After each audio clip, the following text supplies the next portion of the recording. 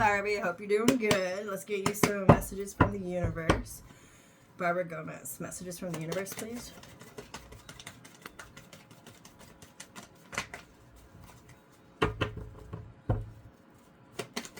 Thank you. Thank you. King of Cups sideways, Emperor at the bottom of the deck. Seven of Swords. Let's look at the backstory.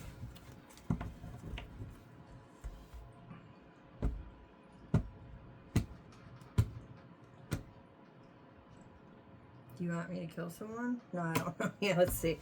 Alright, so backstory. Ace of Swords, Knight of Wands, Five of Cups, Eight of Wands, Six of Pentacles, Lover. Ace of Swords is seeing the truth. It's like an aha moment. It could take action, but Knights take action for sure. This feels like you or someone connected to you has seen the truth in a situation. Knight of Wands is like really flitty energy. All Knights take action, like I said. Knight of Wands, Wands is desire, it's passion. It's not a need. Like if it was Knight of Pentacles, maybe it would represent, example, going to work. If it was Knight of Cups, Cups is love. It could be, you know, like an emotional, romantic gesture. Again, action. Knight of Swords, very fast-moving energy, so like maybe like impulsiveness. But Knight of Wands, that's like someone who like take action to go do something that they want to do for themselves. Like it's usually represents like a desire, something fun, something they're passionate about. Five of Cups and Eight of Wands. Five of Cups is disappointment. It's just Five of Cups. The Devil. So again, that's Six of Wands. It feels like there's light that has been shed on an action or a situation that you are not comfortable with.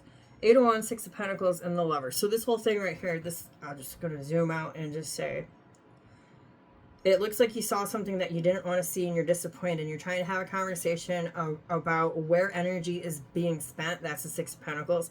Traditional Six of Pentacles shows a man and he's got a loaf of bread. And then there's two people on either side. And he's giving him some bread and he's giving him, so he's sharing his energy. Okay, that's what the Six of Pentacles means. And then you have the Lovers. The Lovers usually represent, it can be lovers and or a relationship, whether it is platonic, romantic, work, friend, otherwise, and or a big choice to make. So let's zoom out. Emperor at the bottom of the deck. Emperor is masculine energy. Everybody has feminine and masculine energy. The difference, feminine energy usually sits. It doesn't go out running around. It's receptive. It receives. It waits. Where Emperor is like seek and demand. Go out and destroy. Go find it. Gather it. Kind of like barbaric. That's just how I look at the masculine energy. So, and lastly, the Emperor just represents someone who's in control.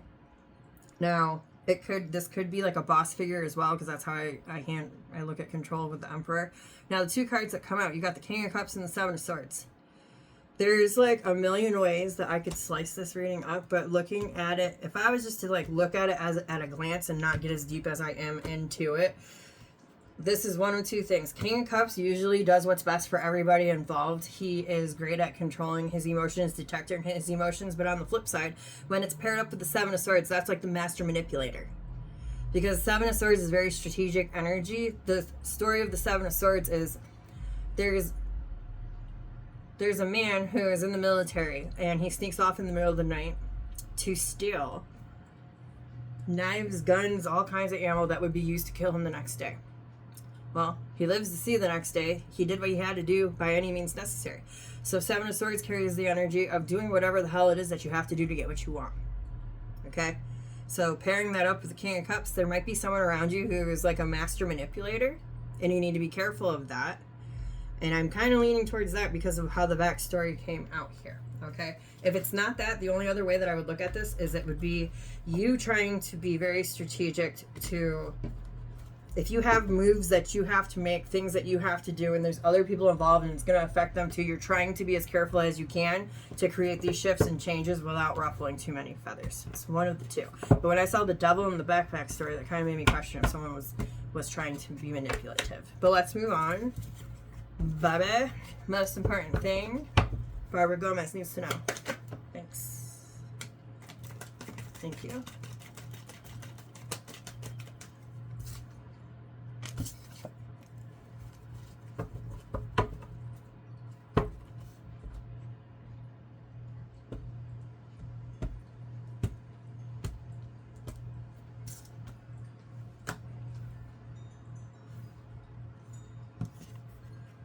That's a good message. At first I was like, oh, Nine of Swords, but it came out in reverse. So that's good. Most important thing you need to know, Page of Pentacles at the bottom of the deck. So whatever path it is that you're wanting to go down or that you might need to be choosing for yourself at this time, Six of Wands and the Fool is Six of Wands is success. All right. The Fool is you taking that leap of faith. It's jumping into something new, possibly something you've never done before or haven't done in a long time. And it's trusting in the universe to catch you wherever it is that you land. Nine of Swords came out in reverse. So that says, most important thing you need to know, don't be afraid. Do not be afraid. You're going to be successful with whatever it is that you're going through right now. And there's a lot of major arcanas here. So this is the universe at play. It's bigger than you. Temperance, Six of Pentacles, Wheel of Fortune, Tower, Ten of Swords, Hierophant, Queen of Swords. Temperance and Six of Pentacles. If you are not in alignment or have not been in alignment for quite some time, because temperance represents alignment, things that are meant to be for you. It is also a card of alchemy and a card of patience. Usually, here's an example of temperance. Something, maybe you get in a car accident, all right, and you gotta go to the hospital, and everything's so fucking horrible, you're hurt, your car is gone, but you end up finding your husband at the hospital, like, the man of your life, and then you get married and have kids, and would it ever happen if you didn't get the car accident, okay? That whole situation is the temperance card. So it's like something really fucking shitty or uncomfortable had to happen, but it alchemizes as time goes on, and it puts you in a much better place in alignment with something that was for you. So unfortunately, example, car accident had to happen, but you got your husband and family out of it at the end. That's just an example, okay? So take the energy, not the story, apply that energy to your life, your reading. Temperance, Six of Pentacles, Wheel of Fortune. So meanwhile, while that's happening, Six of Pentacles says pour all of your energy into the Wheel of Fortune, because if you are in the center of the wheel, when that wheel is turning, that represents good luck, prosperity, and fortune, blessings, positive shifts, changes that stick. You usually don't have to go back around and take care of any hiccups. So onward, next you have the Tower and the Ten of Swords. Tower is a shakeup. Something has to happen. Eight of Pentacles, whether this is something that you're continuously working on, planting your energy into, or tied around your finances. Ten of Swords in the Moon, there might have been something happening behind the scenes that was hurting you terribly with Ten of Swords. Looking at the Chariot, making you want to advance and move away from Hierophant and Star. Hierophant is how you've always known things to be. It's your traditions. It's what you were raised with. And then you've got the Star underneath it. And then the Queen of Swords. And it's looking at the Devil. So this is saying, I know what I want. I know what I don't want. This is good. This is bad. I'm going to go this way. And whatever way that you go, that you choose to go, as long as it's not the way towards the Devil, you're going to be successful. And Spirit's telling you not to have anxiety. Now let's go for your final tip. That's a good message. Like that. Final tip, please, Barbie Gomez. Thank you. That's a lot. We'll have a look. Ten of Cups at the bottom of the deck. What is your Ten of Cups? Example of what Ten of Cups is. Everything that you move, your body and your mind throughout the day to reach your goal at the end. So, example, I get up and I bust my ass every day, go to work so I can put in money in my savings. One day I'm going to have an RV and I'm going to travel the countryside and have this many dogs, and that's my Ten of Cups. Okay, so it's like where you want to see yourself, you know, in the long run, once all of your goals are met. So your final tip. Hold on. Temperance and Hangman. Hangman is a pause. It's wanting you to look at temperance. We just explained what temperance was. What type of near cataclysmic event has happened. Really, really look at that.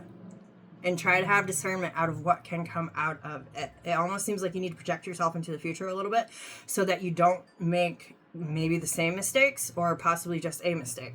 Now, these cards. King of Cups, Two of Wands, Five of Wands, all in reverse. This says you got to put yourself first. Because putting everybody else first is only holding you back. It's creating inner turmoil for you. Page of Swords, Hermit, Eight of Wands, Three of Pentacles, Four of Cups, Knight of Pentacles, Nine of Wands. Okay. Nine of Wands, Knight of Pentacles, Four of Cups says, get out of the emotional rut. You don't have to be as tired and guarded as you have been. Just because things aren't going as fast as you want them to be, sometimes slow and methodical is the way to go. Making sure that you get it done right the first time. Page of Swords and the Hermit. Page of Swords is wanting you to look at things differently. Looking at the Hermit differently. Hermit represents time in this instance, or possibly you just being alone, off on your own, having your own thoughts, going within. Eight of Wands, Three of Pentacles. Also looking at what kind of conversations came out of when you spent your time alone. You know, Hermit is like going within, having deep thoughts, thinking about what it is that you want for yourself. What's your star? What's your wish fulfillment? And then really looking at things from a different point of view. Eight of Wands, go have that conversation. Three of Pentacles, what works for you? What doesn't work for you? Death card, Star, Sun. All major arcanas. Tower. All major arcanas. Something big brewing for you, girlfriend. Let it be. An abrupt transformation. All right. Now here's the thing too. The Tower will come first in someone's life. It'll shake you back to reality, make you realize, all right, this isn't stable. What I'm doing right now is not stable. I've got to go back to the drawing board. I got to fix things. If you don't fix things, here comes the Death card. The Death card is another shake. It's an abrupt transformation. It rips you out of whatever situation you are in. But if you crawl back into that situation, it kind of looks like that might have happened.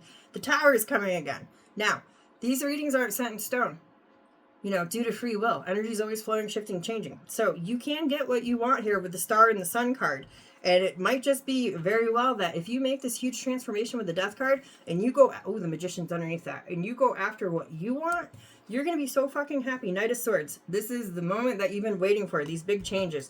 That this might be a big tower in a good way for you, and it might be a little shitty for someone else on the receiving end. Okay, well, this was a juicy fucking read, girl. You got your money's worth. I hope that this helps you. Enjoy your week.